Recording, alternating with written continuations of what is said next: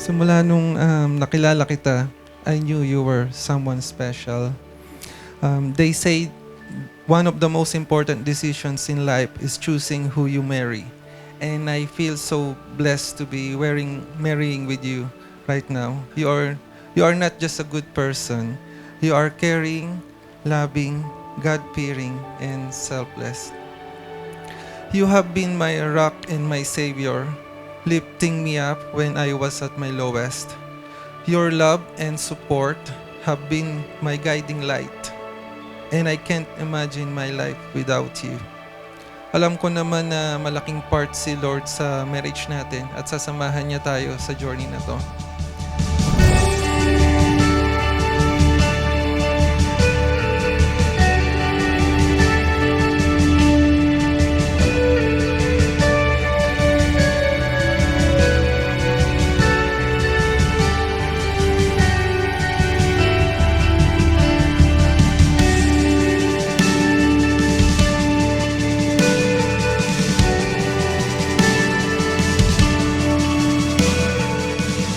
Beloved brethren and friends, we have come together today to celebrate with Jerome and Marian in their wedding. Today, we celebrate and share with Jerome and Marian their joys as they face a new beginning, a new world, a new challenges of building a happy home in their marriage. Nagkakilala kami sa Saudi. Kasi nurse ako doon, so nagtatrabaho siya as IT doon sa hospital. So sabi niya, Nagpa-check up kami ng mata ng mga office mate ko. And then doon ko siya na-meet. Ayun, nakita ko na kung gaano siya kaganda bilang nurse. so nakita niya hanggang sa nag-message na siya sa akin. Minessage ko na siya sa Instagram. Tapos ayun na. Naging mag-boyfriend and girlfriend kami for 2.5 years, ganyan. Until nung umuwi kami noong 2019 sa Philippines na na kami, end of contract na kami sa Saudi parehas. Doon nalaman ko, nagpaalam na pala siya sa parents ko na magpo-propose na siya. So naalala ko pa yung time na yon, 7:11 p.m. ng November 21. So ayun, dun sa Petronas Towers. Ayun, nagulat siya, na-surprise siya. Tapos marami ring tao na nagpapalakpakan during that time. Ayun po, kilig na kilig kami.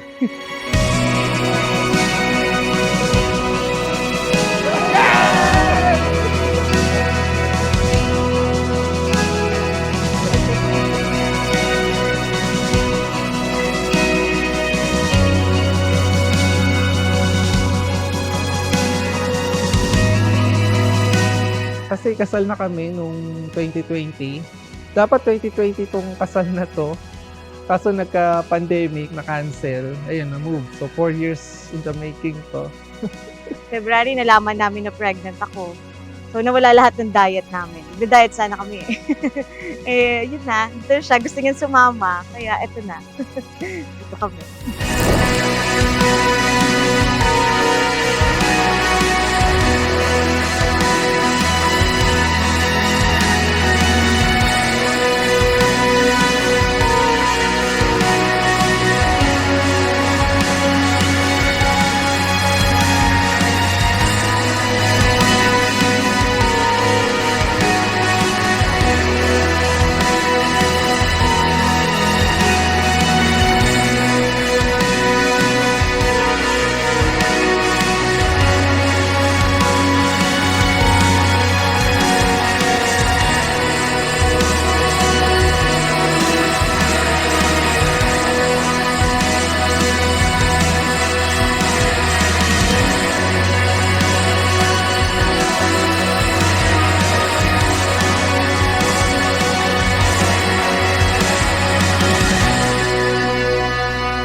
Huwag kakalimutan ng Panginoon ng Lord. Dapat naka-adapt siya sa buhay natin.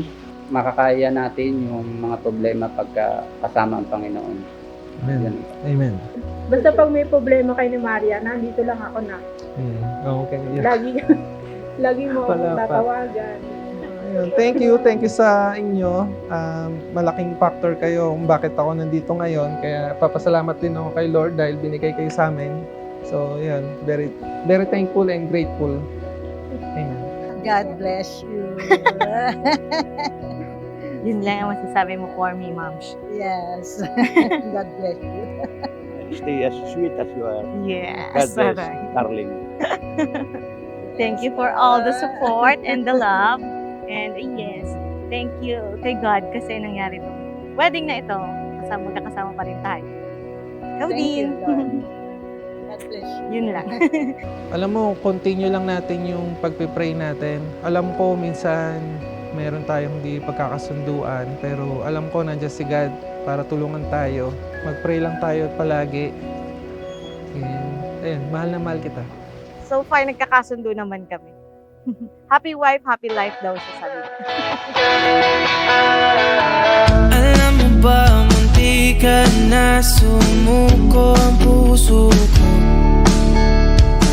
sa paulit-ulit na pagkakataon na nasaktan na bigo. Mukhang delikado na naman ako. Bakit ba kinikilig na naman ako? Pero ngayon ay parang kakaiba. Pag nakatingin sa iyong mata, ang mundo ay kalma. Ngayong andyan ka na, di magmamadali. Ikaw lang ang katabi. Saan ko kay pumuti? Di na maghanap ng kung anong sagot sa mga tanong. Dahil ikaw ang katiyakan ko. Hindi na ako bibitaw. Ngayong ikaw lang para sa'yo. Kung anong kulay na pinagsisilbing tanglaw. Ikaw ay dilaw. 4 years ago, since we said our first I do. And since then, you proved to me that I made the right choice. When I said yes, when you asked me to marry you, napakabuti ni Lord sa atin, di ba? Akalain mo, meron tayong gantong wedding, tapos meron pa tayong bit-bit na bagong blessing. Delikado kasi parang humingiti na naman ako. Kaya ngayon di na ako mangangamba kahit anong sabihin nila.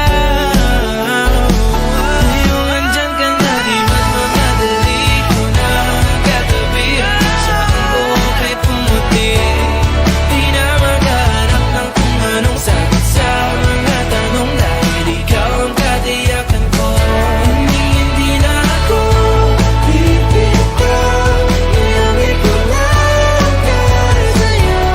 Kung anong kulay na pinagsisilbing tanglaw. Ikaw ay dilaw.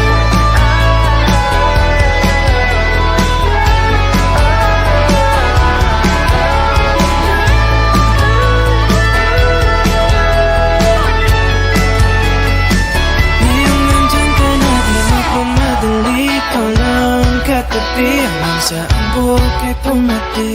Today, as I stand here, I see the most beautiful woman inside and out, carrying our future in your heart and in your womb. We will grow together, face life's challenges together, and I will be there to laugh with you, cry with you, and support you every step of the way. Diyan ka na, di magmamadali. Ikaw lang ang katabi.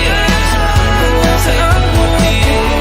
Di na maghanap ng kung anong sagot sa mga tanong. Dahil ikaw ang katiyakan ko. Hindi na ako bibitaw. Ngayong ikaw lang. Love, you are the proof that God truly answers prayers. You are my friend, my partner, my home, and my love.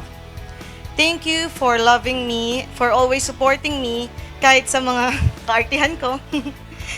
And thank you kay Mama at kay Papa, kasi naging mabuting tao po si Jerome. Hindi na ako bibitaw.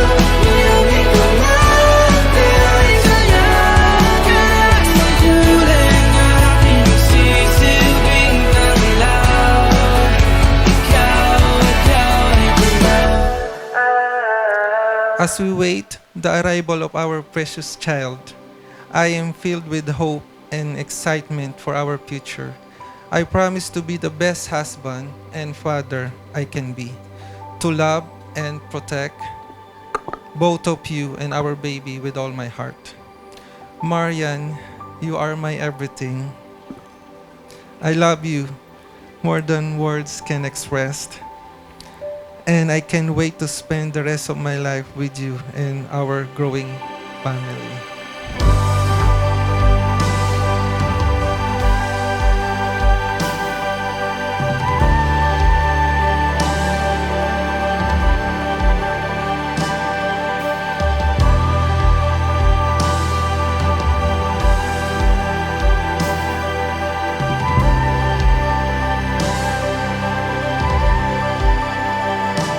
Love, I promise to love and support you in everything, to be the best wife that I can be, and of course, the best mom para sa baby natin na parating. And to always put God first and the center of our family life. Hindi ko man masasabi sa iyo na mamahalin kita sa araw-araw, pero papangako ko sa iyo na ikaw ang pipiliin ko araw-araw. I love you.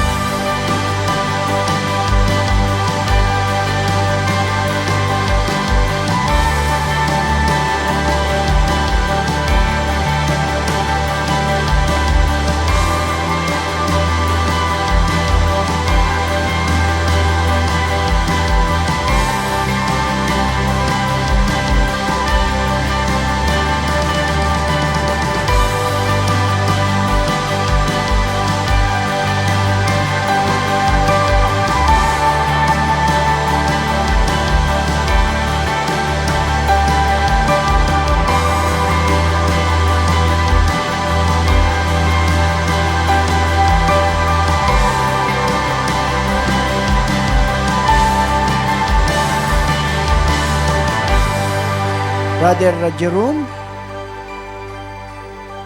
you may now kiss the bride.